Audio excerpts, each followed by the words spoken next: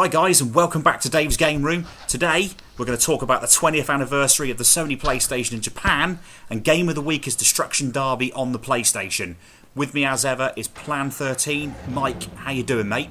Hey, how you doing, guys? Hey, Dave. Yeah, I'm awesome, mate. How are you doing? Doing well, mate. Not letting the cold weather dampen my spirits or freeze my spirits in this case. Yeah, it's cold out there at the moment, isn't it, mate? It's very cold. So, mate, 20 years of the Sony PlayStation, of course, in Japan. I mean, where's the time gone?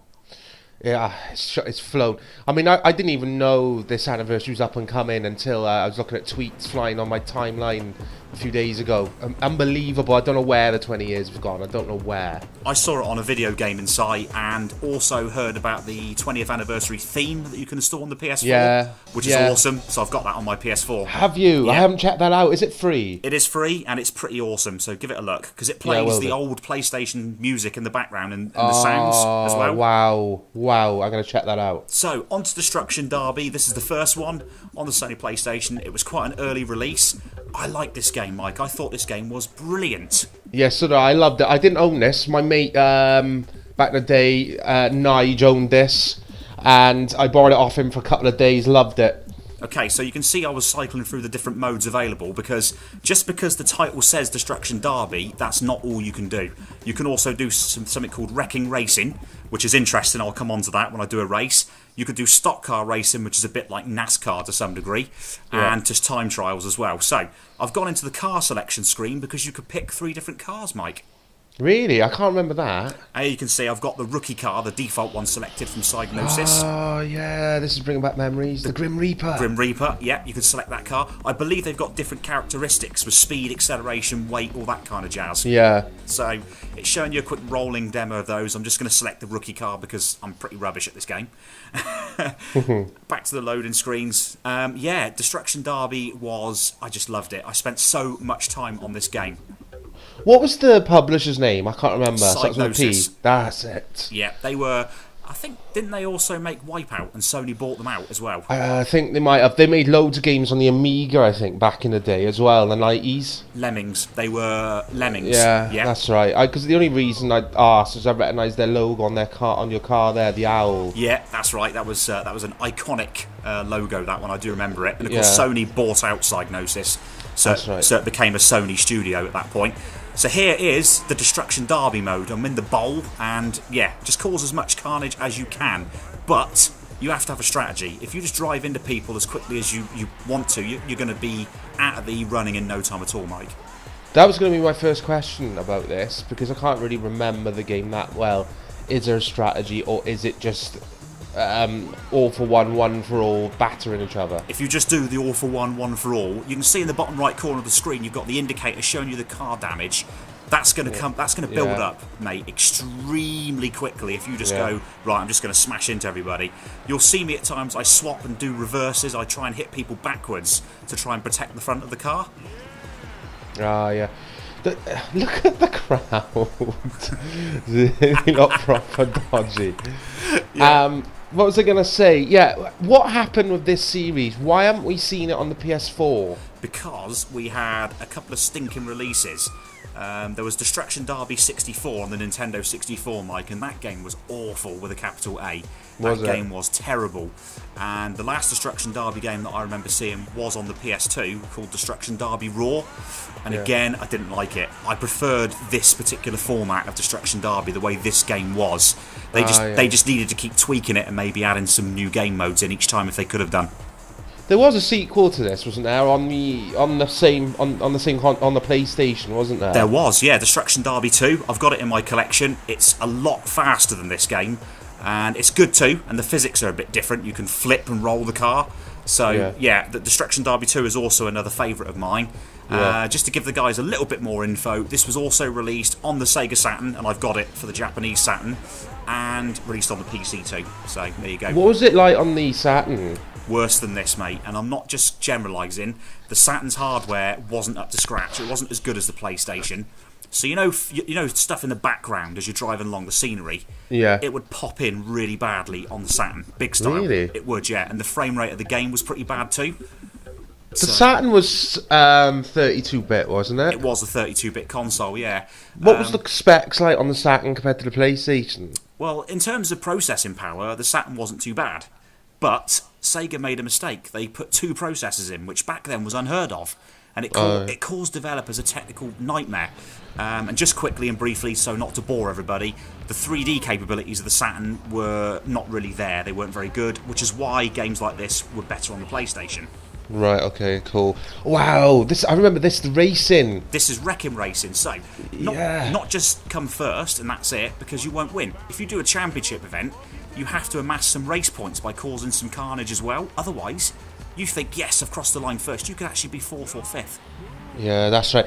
You see, I forgot about this mode in the game. I thought it was just all going to the bowl. But no, I remember this. Can you remember there was a sort of a mode like this in Race Driver, or in Grid? Yeah, I can, that's right. That was tons of fun, that was. Wasn't that where you had a figure of 8 track and it was carnage? Yeah, that was it. It was loads of fun.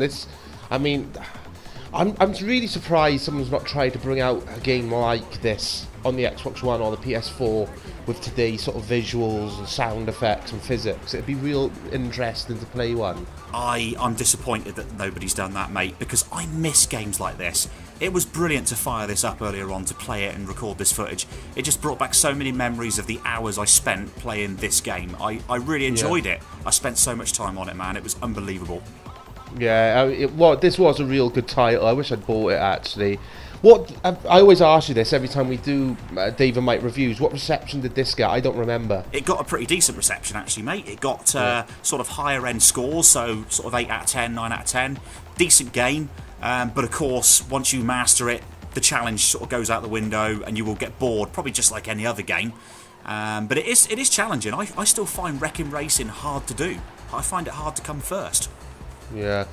I think with all the games of this nature back in the day, once you'd mastered the single player, which didn't take that long in a lot of gaming back then, you didn't have online to back it up, to jump onto, to take it online and play against real people. That was the problem back then. And to coin a Mike phrase, we are spoilt today, and that's another element of gaming that we're spoilt with, is because we can just, you can jump online with a lot of these games, play against real people, and it just opens a whole new level of gaming up, doesn't it?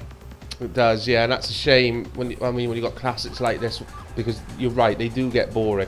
I just saw a Lemmings advertisement there. 3D Lemmings, oh Mike, that might have to be another video, mate, because that game was awful, and I mean really bad. Oh, I thought he was going to say awesome. I've never played it. I haven't even heard of it. 3D Lemmings. Mate, I've played a demo of it on the PC back in '95 when it came out, and I hated it. I just couldn't get to grips with it. It wasn't the Lemmings that me and you potentially knowed and loved off of the Amiga. And that's what I was just going to say. It makes me sad, because the Amiga version of Lemmings is up there as one of my favourite computer games of all time. It was epic. Amiga version of Lemmings kept me hooked for weeks and weeks on end, mate. I found it so good, so challenging. Yeah. But there you go. I've just destroyed the car again, this time in Wrecking Racing. So, yeah, I wouldn't have done very well in that race if that had been a championship event. And now I'm going to move on to stock car racing. The good thing about this, though, is the AI does seem to change. In Destruction Derby, it's just boom, hell for leather. Wrecking Racing, it's a bit more reserved. And in stock car racing, it's very much right, defend my position as best I can. You're going to see the difference when you watch the footage in a second when we talk about it. Cool. Do you think this has aged well? Do you think it looks all right today, or do you think it looks proper rough? It looks rough. Yeah. I mean, for my particular setup, when I turn the scan lines on, it looks all right.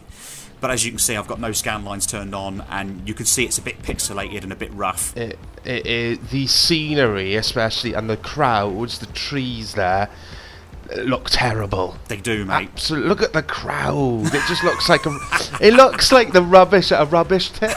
Looks like a landfill. It's dodgy.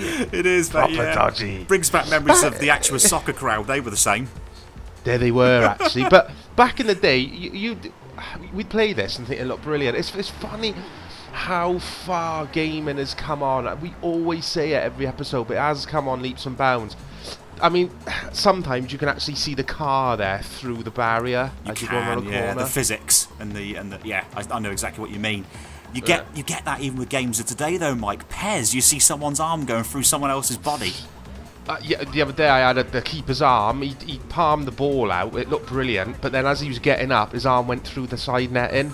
It was like it was just dodgy. So yeah, it does still happen today on all sorts of games. I think that's called clipping. I think that's the technical term for it. Oh right. Yeah. So, really? Yeah, it's called clipping. I think because I remember a Doom cheat that you could do on Doom on the PC called no clip mode, and you could go through walls. Oh wow. Yeah, so no clipping. That's clipping. That's the problem. I didn't know that. So look at the smoke effect as I was drifting around the corner. Then talk about primitive, but I still love this game. The graphics could be the worst in the world, mate, but I would still play it. I still love it. Now we've got to talk about the music in this because I'm sort of listening to the music quietly in the background here, so you can't hear it over my voice, but I've got it on.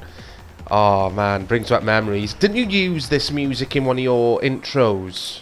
Yeah, if you guys watch the intro to this video after the Psygnosis logo, you'll actually hear that was my original Game Room intro. I do still intend to use that in some capacity, but I need to rework my video because it was too long, Mike, and not particularly good quality. Yeah, that's the thing with intros. I mean, a lot of YouTubers, I know we're going off topic a bit here, but I'm going to touch on it. A lot of YouTubers' intros I find too long. Yeah, mine was too long. My original one that we used for the Dave and Mike review series, the first few episodes, on that day we did them. Yeah. It was too long. The music was cool. I mean, the music in this game I loved, by the way. I thought it was awesome. But yeah, it was too long, so I'm going to cut that down. Anyway, Destruction Derby, Mike, have you got any sort of final comments to make about this game from your experiences? Fun, loads of fun. I'd like them to see them bring this sort of game back in some capacity on the PlayStation 4 or Xbox One. It hasn't aged well at all, though, in my opinion. No, I completely agree. I echo your sentiments on that one. I just want somebody to come up with Destruction Derby or something similar to that. Yeah, even if it was a free-to-play one, or you know, the PSN members would get it free. Just like a little in-house guys making it or something would be cool. Like an indie developer re-releasing it. Yeah. I totally and utterly agree. Well, guys, thanks as ever for watching. Mike, thanks for your time, mate. Yeah, thanks for watching, guys. Take care, and I'll see you soon.